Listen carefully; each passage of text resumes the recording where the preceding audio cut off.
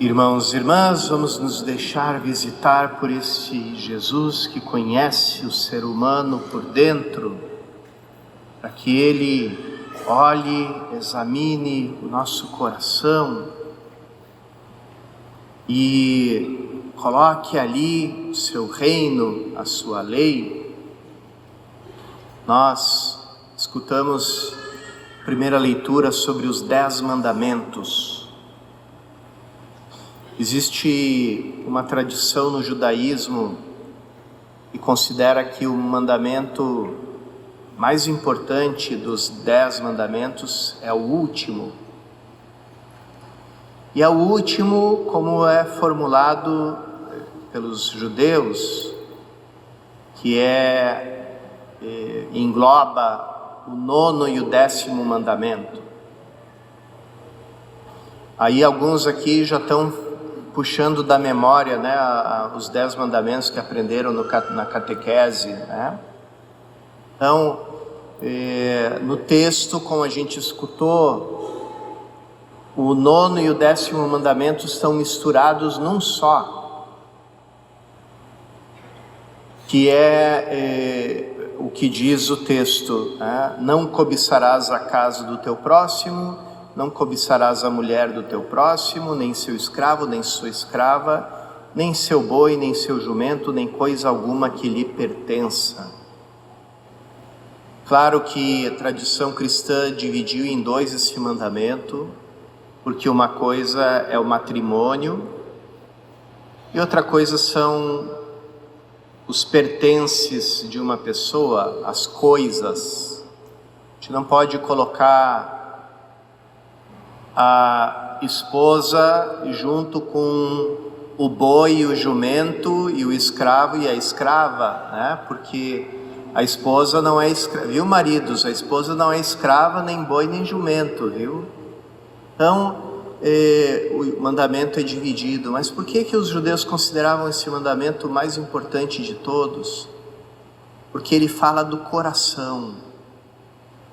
Existe aquele diálogo entre o discípulo e o rabino, e diz assim: por que Deus disse não cobiçarás a mulher do próximo? Ele já não disse não cometerás adultério? E por que Deus diz não cobiçarás as coisas do teu próximo? Ele já não tinha dito não roubarás? Será que Deus tem alguma palavra inútil, esteja sobrando, que seja supérflua? E o mestre, o rabino, responde para o discípulo: não, porque aqui ele fala da raiz de todas as ações humanas, que é o desejo que ele tem no coração. Desejo, a vontade de se apropriar de uma coisa. E essa é a raiz de todos os pecados. Porque o ser humano sente no coração um enorme vazio. E esse vazio, esse espaço vazio, justamente está ali para que ele se torne o templo de Deus, se torne o templo do Espírito Santo, o lugar da presença de Deus. Como nos recordou aquele bonito texto do Vaticano II, diz: o ser humano, pela sua interioridade, é maior do que todo o universo das coisas. E a essa profunda interioridade ele volta quando entra no seu próprio coração, onde Deus o aguarda. Então, Deus está ali nos aguardando no nosso coração. Mas o ser humano procura encher esse templo com coisas. Ele diz: tem um vazio dentro de mim, preciso preencher esse vazio. E preenche com coisas. Então começa a cobiçar e a desejar tudo que ele encontra pela frente, e ali ele vai gerando o pecado.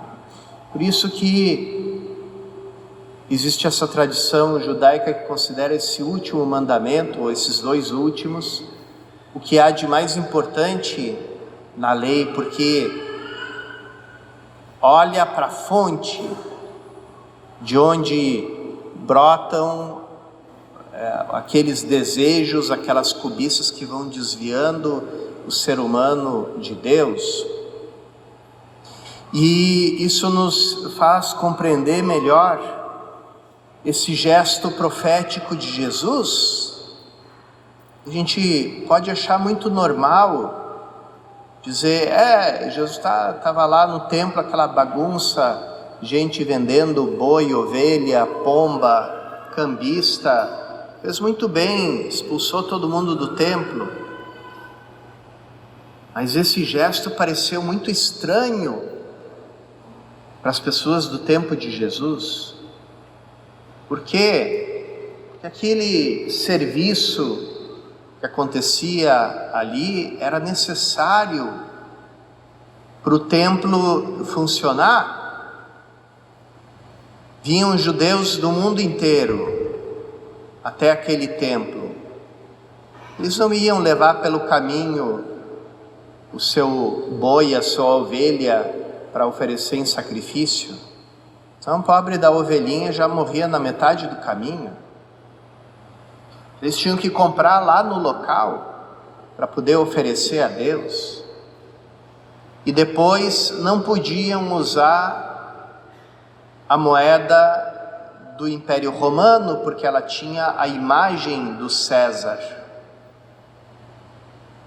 E não podia entrar imagem nenhuma dentro do templo, por causa da proibição das imagens do Antigo Testamento. Então, essa moeda tinha que ser trocada por uma moeda própria, cunhada pelos judeus. Era o único caso permitido de moeda própria no Império Romano, era esse, por causa da religião. Eles tinham que trocar as moedas deles para poderem oferecer as moedas no templo, para poder colocar no tesouro do templo as moedas. Não podia ser moedas com a imagem do César, do imperador. Aquilo era uma profanação. Então, o serviço dos cambistas, dos vendedores de animais, era necessário para o templo funcionar. E, no entanto, Jesus realiza esse gesto profético. No fundo, o que ele está colocando em questão é todo o sistema religioso antigo, que era baseado na troca. Eu ofereço a Deus um boi, uma ovelha, uma pomba, e Ele, em troca, me dá aquilo que eu quero: bem-estar, vida longa, muitos filhos, terras, bens, segurança nos meus caminhos, derrota dos meus inimigos. Então esses eram os pedidos que não só o judeu, mas todo pagão fazia também para os seus deuses. E Jesus, cumprindo esse gesto, coloca tudo isso em questão. E eles perguntam: com que autoridade você faz isso? Que sinal você mostra para nos provar que você tem autoridade para perturbar a ordem religiosa do mundo, não só do templo? E Jesus dá esse sinal de que fala São Paulo, né? São Paulo diz: os pagãos querem a sabedoria, a filosofia, e os judeus querem sinais, e nós damos para uns e para outros o Cristo crucificado, que parece uma insensatez de Deus, mas é o maior sinal e é a maior sabedoria. E é esse sinal que Cristo anuncia para eles: vocês vão derrubar esse templo e em 3 dias eu vou erguer esse templo de novo. E eles, achando que ele se referia ao templo de Jerusalém, diziam: não, foram tantos anos para construir. De fato, na época de Jesus, o templo estava ainda em construção, ele só ia se completar no ano 62, e 8 anos depois, no ano 70, ele ia ser destruído. Então, o templo completo durou 8 anos. Então, fazem essa objeção para ele: como é que você vai levantar esse templo em 3 dias? Jesus fala do templo do seu corpo. E o que é o corpo de Cristo no Novo Testamento? É o seu corpo ressuscitado, é o seu corpo eucarístico, e é o seu corpo que é a igreja, que somos todos nós, e é o mesmo corpo. Porque aqui a gente teria que meditar muito nessa identidade entre o corpo de Cristo ressuscitado, o seu corpo na Eucaristia e o seu corpo em todos nós que somos membros do seu corpo, porque está tudo interligado, é uma realidade só. Quando a gente recebe o batismo, acolhe a fé, nós nos tornamos membros do corpo de Cristo e nos tornamos templos do Espírito Santo, porque Deus vem habitar em nós. Então, nós não somos mais esse ser humano afligido pelo vazio, porque em nós mora Deus, presença misteriosa dele. Então, somos templos de Deus, o Espírito Santo mora em nós. Porque se diz o Espírito Santo, não é Deus, Pai, Filho e Espírito Santo que mora em nós? Com certeza. Mas a gente é chamado templo do Espírito Santo porque Deus vem a nós na forma de um dom gratuito, na forma desse ato livre e amoroso que Ele teve conosco de estabelecer em nós a sua morada, porque nós não fizemos nada para merecer o nosso batismo, como não fizemos nada para merecer o sacrifício de Cristo. Foi tudo por amor, gratuitamente, ainda mais quando nós éramos inimigos de Deus, quando nós éramos filhos da ira, quando todos nós estávamos mortos por causa do pecado.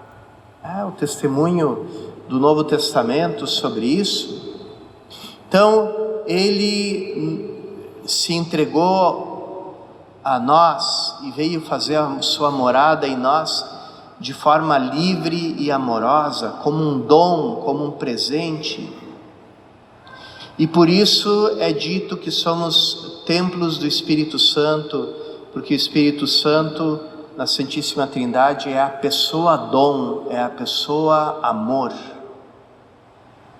Então, irmãos e irmãs, esse é o templo novo que Cristo reergueu no 3º dia, no dia da sua ressurreição.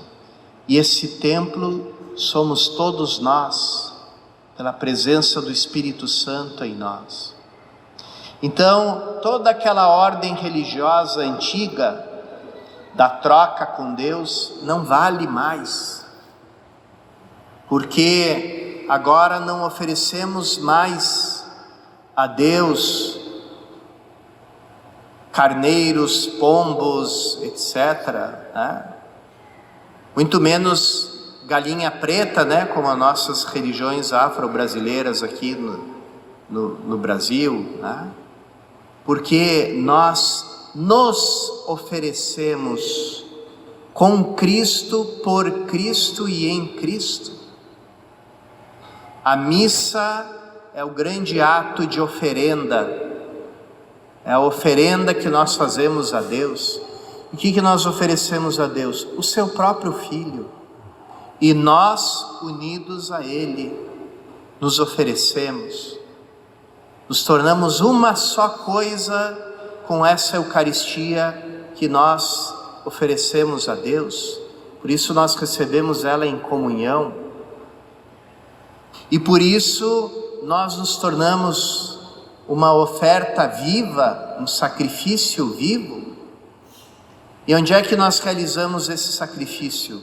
No mundo onde a gente vive, porque nós saímos da missa transformados em Eucaristias vivas. E estamos prontos para fazer a nossa oferta de amor para o mundo inteiro, levar a Cristo que se oferece em nós, conosco, por nós, para o mundo inteiro, levar essa comunhão que a gente recebe, esse dom, esse amor, para o mundo inteiro, para o nosso ambiente de trabalho, para a empresa, para os meios de comunicação, para a política, para a economia, para todas as áreas da cultura humana, da atividade humana. É ali que a gente realiza esse sacrifício que nós nos tornamos na missa. Por isso, irmãos e irmãs, como fica longe da nossa vida cristã a mentalidade pagã, ainda com o esquema da troca com Deus. Eu te dou algo e você me dá algo em troca. Não, eu me ofereço a ti e você vive em mim. Me torno templo da tua presença.